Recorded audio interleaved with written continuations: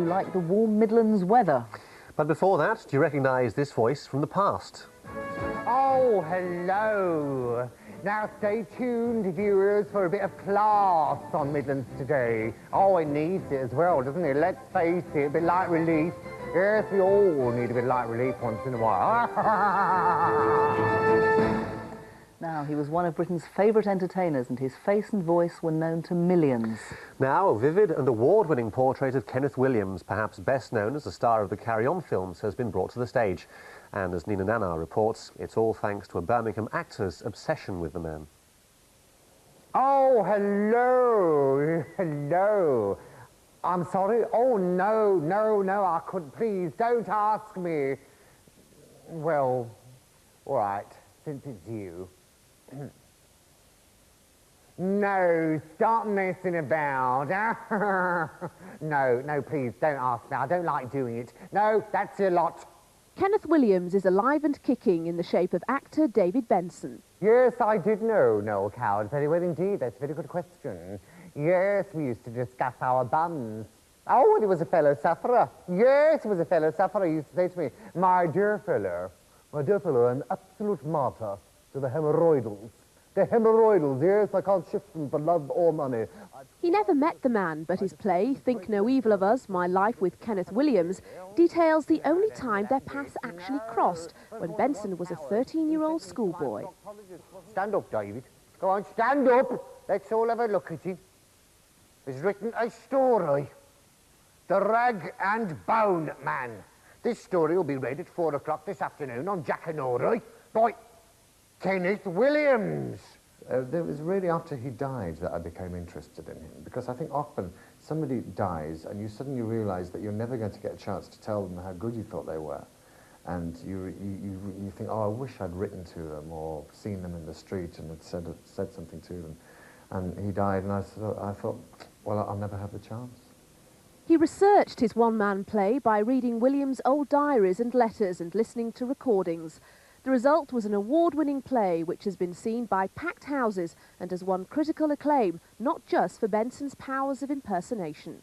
It is very true, because it's not, it doesn't paint an entirely rosy portrait. And Kenneth Williams was a very miserable, very bitter man. He never really discovered happiness, and I think that is something that Benson's very aware of. Oh, God, where's the sign I've begged you for so many times? Some sign that my life has not been completely worthless. I've squandered it, I know. I've done things they wouldn't ask an animal to do. And what for? A little bit of respect? Oh, no, all I ever get is nudges and winks in the street, leers and sycophancy. The play's arrival in Birmingham has allowed Benson to make a return journey after 15 years to Sutton Coldfield College, where his interest in theatre first started. Who would have thought, eh? And that's where I used to sit over there, I believe, in the corner there. And you came in on the very first day and you perched on the edge of the desk there and said, open your Tess of the D'Urbervilles, and you started to read, you see. This is really where I picked up a lot of the dramatic art, you see. And his play has scored top marks with the teacher he says inspired him. Because it has in it everything that was there in germ nearly 20 years ago, but now come to its completion and ripeness. Think No Evil is on at the Birmingham Repertory Theatre until the 11th of January, before touring nationally. You name it, I've had it, I said.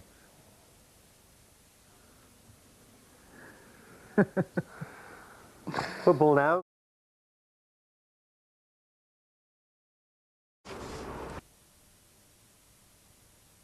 Okay, in your own time. All right, what about 20 seconds? Yeah, about 20 seconds, more or less. All right. Say when. In your own time. Oh, hello. I'm sorry. Oh, no, please don't ask me. I don't like doing it. Oh, no, I couldn't just do it like that here in the street. Oh, no. Well, all right, since it's you. No, stop messing about. No, please, don't. I don't like doing it. No, please, don't ask me. In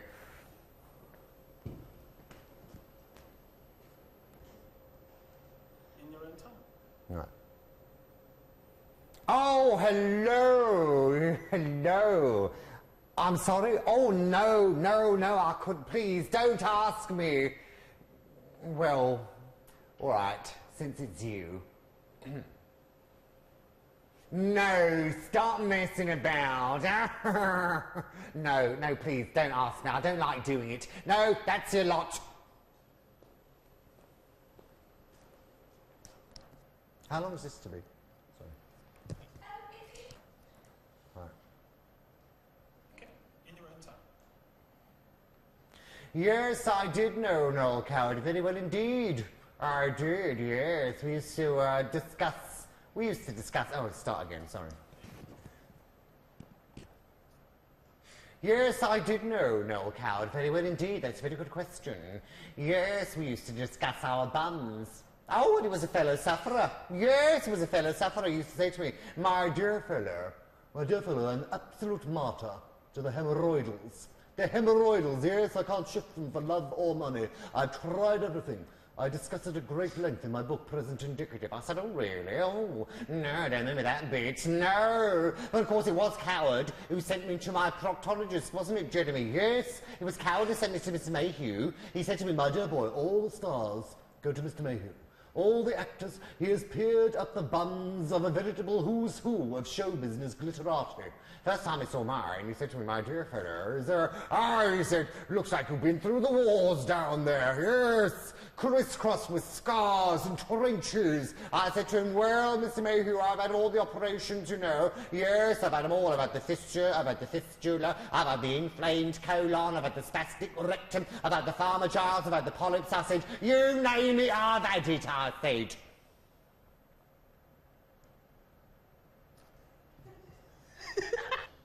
In your own time. Just the whole bit again.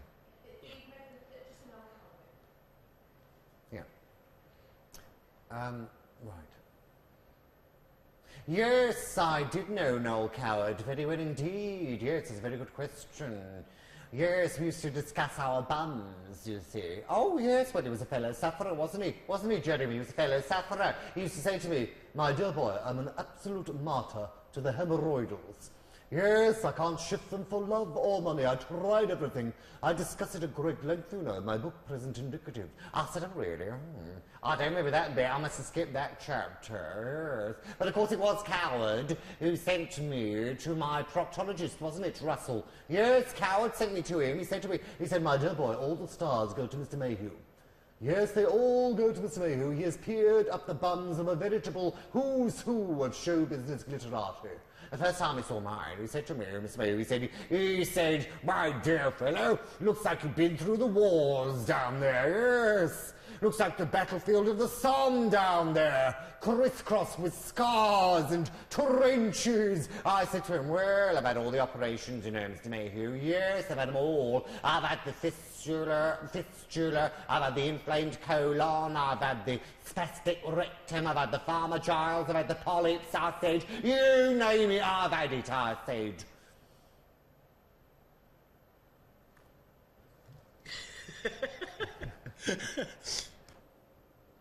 In your own time. Right.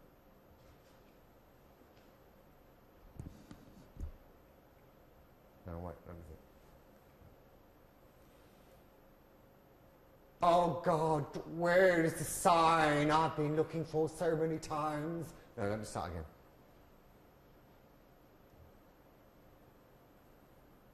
Oh, God, where is the sign I've begged you for so many times? Some sign that my life has not been completely worthless. I've squandered it, I know. I've thrown it away. I've done things they wouldn't ask an animal to do. And what for? A little bit of respect. Oh no, all I ever get is nudges and winks in the street, leers and sycophancy, a sickening familiarity. Just want to come home and scrub yourself with carbolic.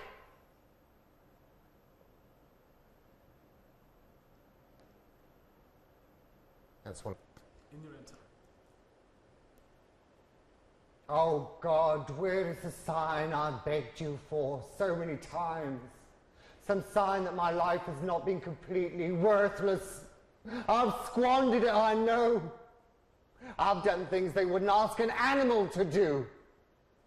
And what for? A little bit of respect? Oh no, all I ever get is the nudges and winks in the street, the leers and the sycophancy, the sickening familiarity.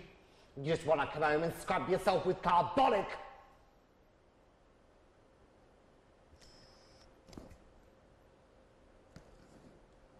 That's all I did last time, wasn't it? That is all the time. Oh God, where is the sign I begged you for so many times? Some sign that my life has not been completely worthless. I've squandered it, I know. I've thrown it away on meaningless ephemera. Oh no, I've got to do that again. I usually say shit, and I thought, what can I say instead of shit? Ephemera. That's going to go over their heads, isn't it? Not like shit. Anyway. Right, okay. In your own time. Oh God, where is the sign I begged you for so many times? Some sign that my life has not been completely worthless. I've squandered it, I know. I've done things they wouldn't ask an animal to do. And what for? A little bit of respect? Oh no, all I ever get is nudges and winks in the street, leers and sycophancy, the sickening familiarity. Just want to come home and scrub yourself with carbolic.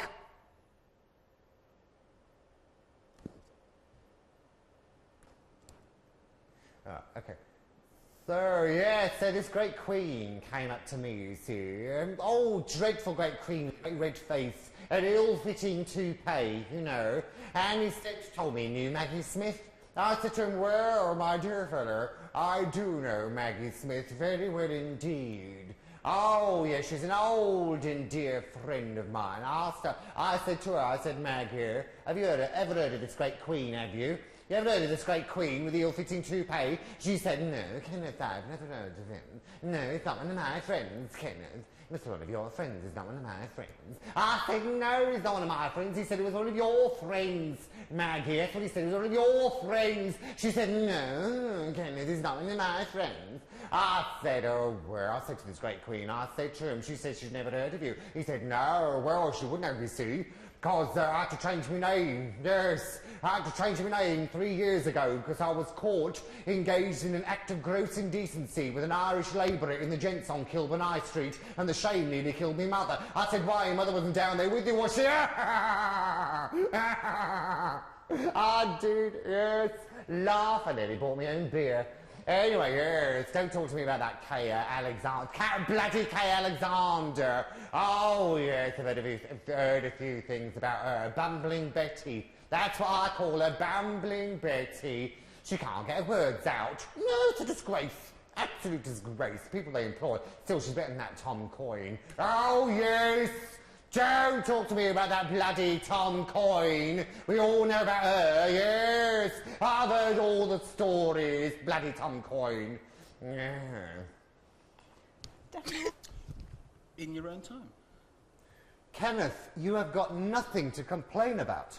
No, listen to me, listen. You've got a wonderful career. I don't know what you're complaining about. You have a career that most actors would give their right arms for. I would.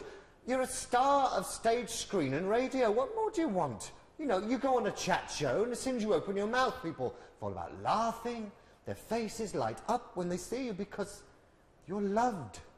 You're loved on a national scale. You know, we all have days when we feel defeated and unloved and we can't see the way ahead and we think, oh, what's the point in going on? Of course we do. But we do go on. Because you've only got one life. You've just got to make the most of it. Try and enjoy it if you can, Kenneth. It's not that bad. In your own time. Kenneth, you have got nothing to complain about. No, listen to me. Listen. You've got a wonderful career. You've got a career that most actors would give their right arms for. I would. I mean, you go on a chat show. As soon as you open your mouth, people fall about laughing, their faces light up, because you're loved. You're a star of stage, screen and radio, and they love you. You're loved on a national scale. I mean, we all feel defeated, of course we do. Sorry. Continue. Right. We all feel defeated at times. Of course, everybody does. We all have days when we feel unloved and unwanted and we can't see the way ahead and we think, oh, what's the point in going on? Of course we do. But we do go on because you've only got one life. You've just got to make the best of it. Try and enjoy it. It's not that bad. In your own time. Now, some very silly boys and girls in this school. In your own time. Oh, hello. Now stay tuned, viewers, for a bit of class on Midlands Today. Oh, it needs it as well, doesn't it? Let's face it, a bit light relief. Yes, we all need a bit of light relief once in a while. Your own time. Now, some very silly boys and girls in this school seem to think it is clever and funny to take shortcuts across the rounders pitch. Anybody caught doing so will be in detention. Is that clear? Is that clear? Ah, we've got some good news at last. One young lad in this school has done something of which we can all be very, very proud. David Hodgson of class 3O, stand up, David. Go on, stand up. Let's all have a look at him. Has written a story, The Rag and Bone Man. This story will be read at 4 o'clock this afternoon on Jack and Ori by Kenneth Williams. Now, I think that is something of which we can all take very great pride, and I wish one or two other boys and girls in this school would do something like that we could be proud of instead of bringing this school into disrepute. And I hope we will all go up to David in the course of our day and say thank you very much indeed, David, for putting Parkour Comprehensive on the map. Let's give him a round of applause, shall we? Come on, give him a round of applause!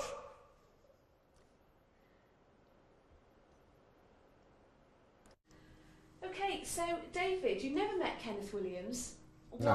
Why are you so interested in him? In his life? Well, I did write a story that he read on television. That's the initial link. When I was 13 in 1975, you can figure that out for yourselves. 34, right. I wrote this story called The Rag and Bone Man for the Jack and Ori story writing competition. And I sent it in, and I was a big Goon Show fan. I was mad about Spike Milligan, and I was hoping that he would read it. But I thought maybe by some chance they might get Spike Milligan in, but it turned out it was Kenneth Williams who read it, and initially I was a bit disappointed because he was so camp for a start, and at school the last thing you want is to be associated with anything camp, and of course the next day at school all these lads would be coming up to me and going, oh, Duck here, and you know, doing these embryo Kenneth Williams impressions, and also I tried to live it down for a few years after that. But it was really after he died that I became interested in him, because I think often somebody dies and you suddenly realise that you're never going to get a chance to tell them how good you thought they were, and you think, oh, I wish I'd written to them or seen them in the street and had said something to them. And he died, and I thought, well, I'll never have the chance. It's very personal as well, isn't it? Your show, Yes. and then you talk about your own life as well, and your mother and everything. I mean, it's quite sort of shocking, isn't it, really? Well, I thought when I was doing the show, well, I could just do a biography of Kenneth Williams, or I could do something that was a bit more honest about myself, because if I hadn't said anything about myself, I think it would have begged the question, why is he up there on stage going on about Kenneth Williams and impersonating him? What's his interest? And I thought I had to talk about why I was so interested and how I came to, for instance, write the story for Jack and Ori. And I thought if I'm going to talk about that, then I might as well talk about other things that were happening in my life at that time, which were, there's some very strange things going on in my life when I was a boy. I had a very strange childhood, which I talk about in the show. And I think it just makes it a more whole experience for me and for the audience, and helps them to go away thinking about their own lives and some of the things that happened to them. And that's partly why the title of the show is called Think No Evil of Us, because, first of all, because Kenneth used to often sign his letters when you read the letters which have been published, he sometimes really is angry with a friend for not writing often enough, and he'll sort of write a terrible letter and then say, "Think no evil of us, Kenneth."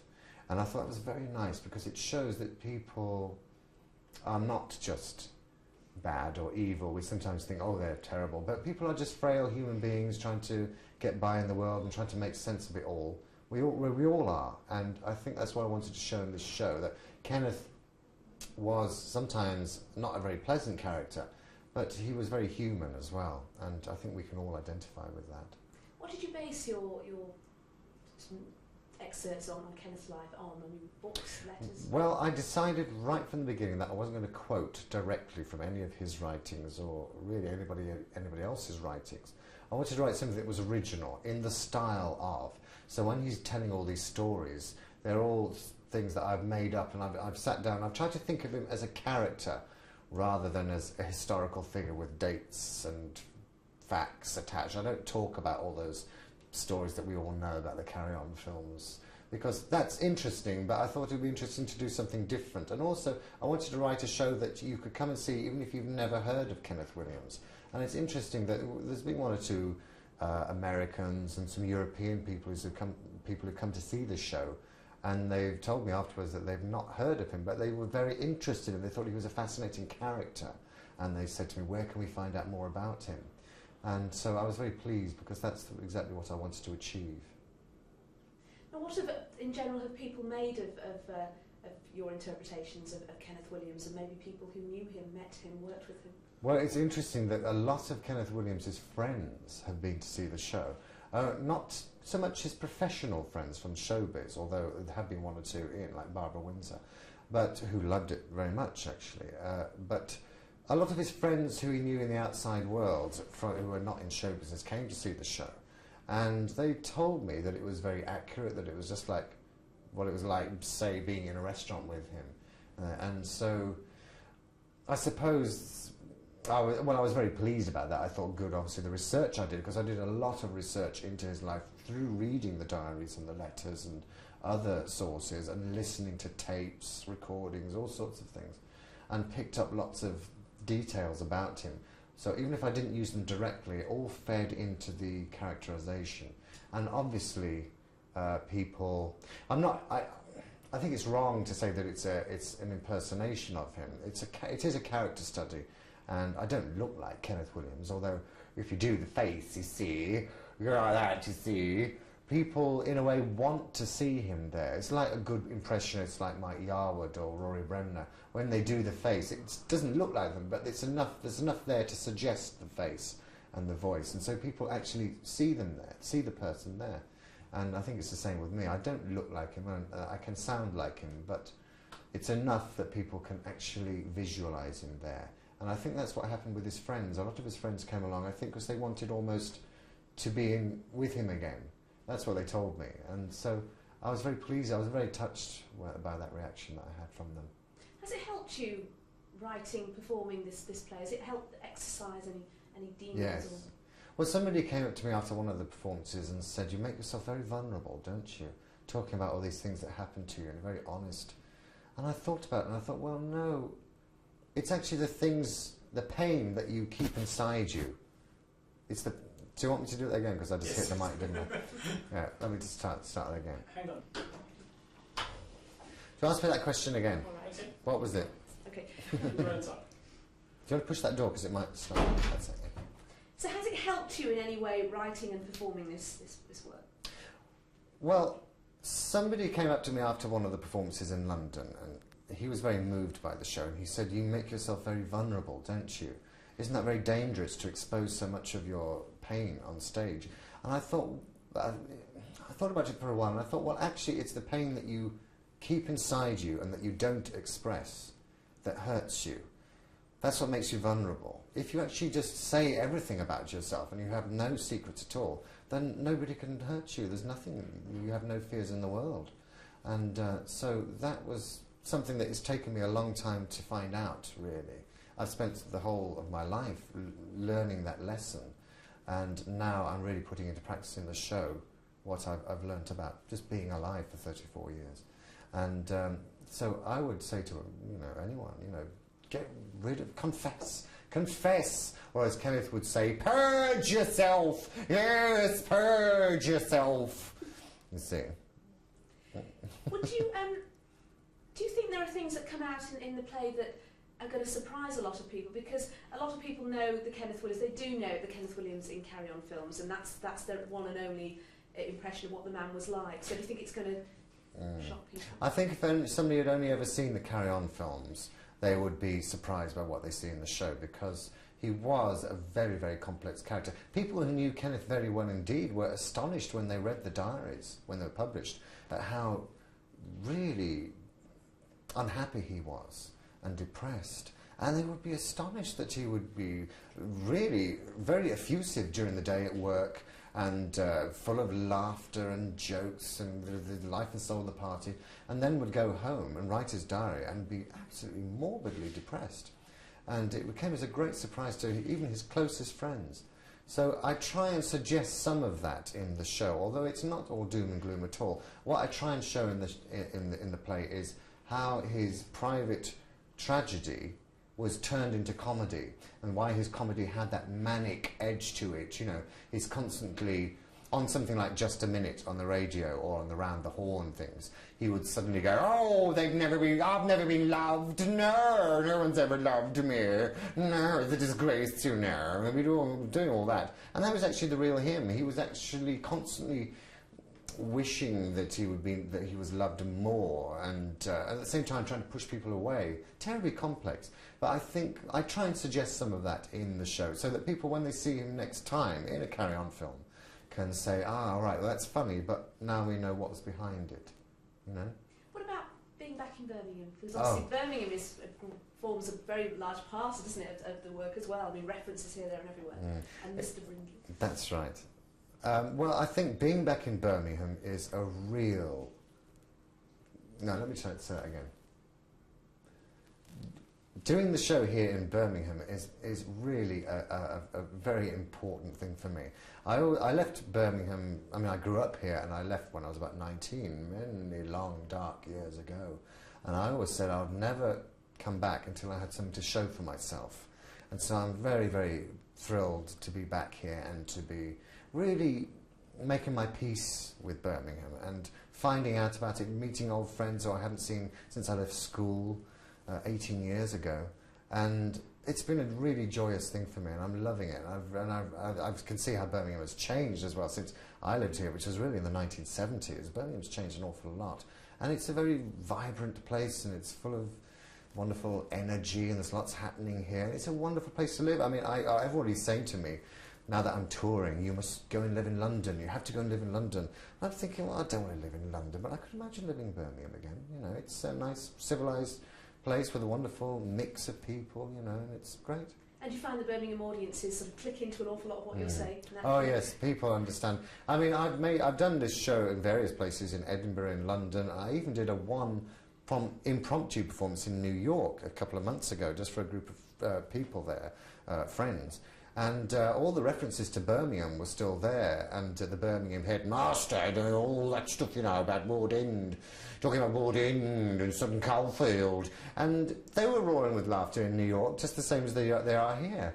But of course it has special relevance for people in Birmingham, and I think Brummies don't often get to see themselves on television very often, or on the stage. I think it's often very badly done by southern actors doing very bad Birmingham accents. And I remember that when I was growing up in Birmingham, I used to resent that. I used to think, why can't they get Birmingham people to do it? Why are Birmingham people always shown as being depressing and dreary and stupid? I mean, some of them are, but they are everywhere as well. You get all these Cockneys on television, all these Liverpudlians. What about some Brummies?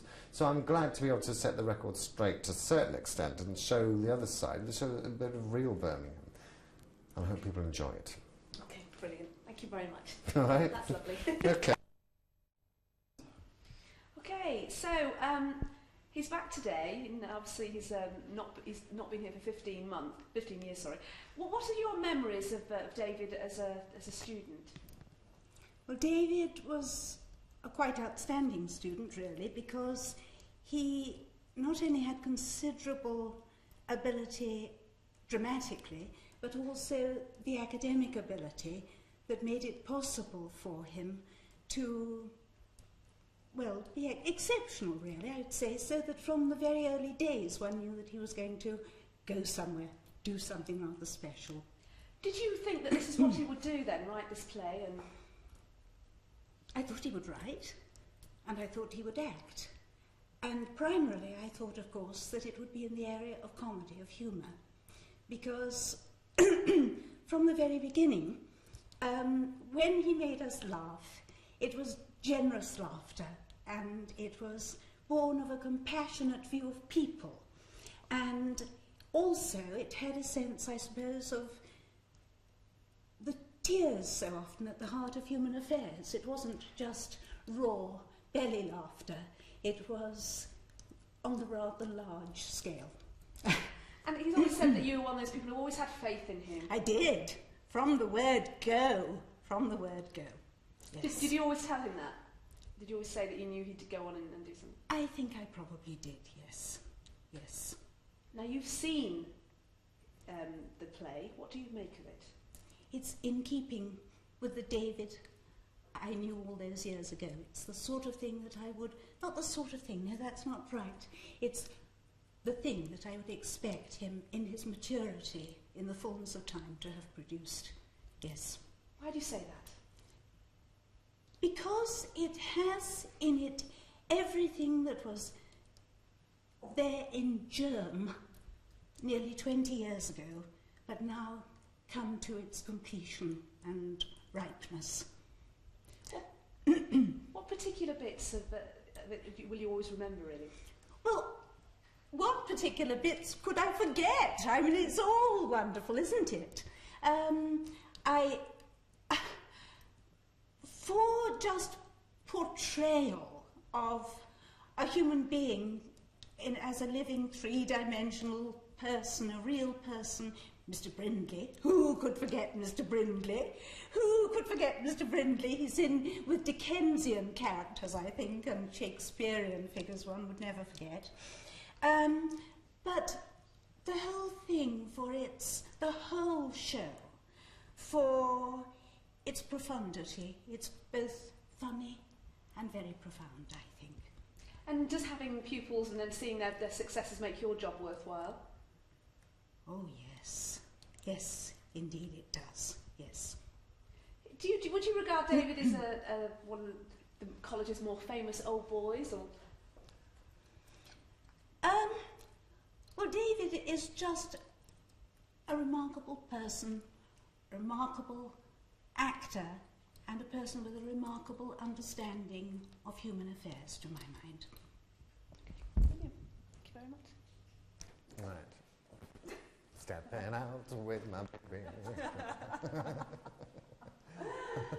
Completely mad. We are completely mad. Right. I've got to stay behind me thinking if only it's fine. Here we go. Up to you. So here we are, David. This is where it all began.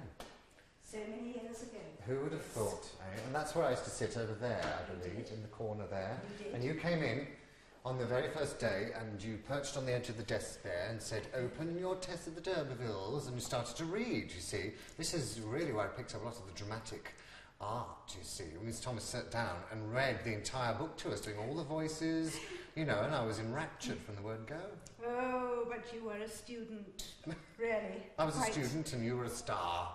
No, not at And you still are. This is where we sit, over here. Oh, it was so lovely.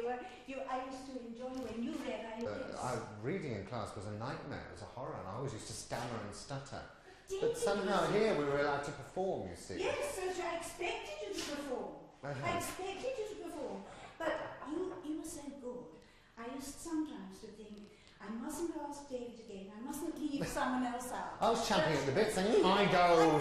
I want to read now. You try to catch my eye. That's thinking, right. I hope she'll ask me. That's right, actually, I've forgotten that. I did, yes. Indeed. I did. I'm trying to remember which bits I particularly liked. I knew what parts I wanted to take, and I did enjoy reading, I think, King Edward. And, That was a special favourite, wasn't it? It really was, You loved yeah. it. I thought it was superb.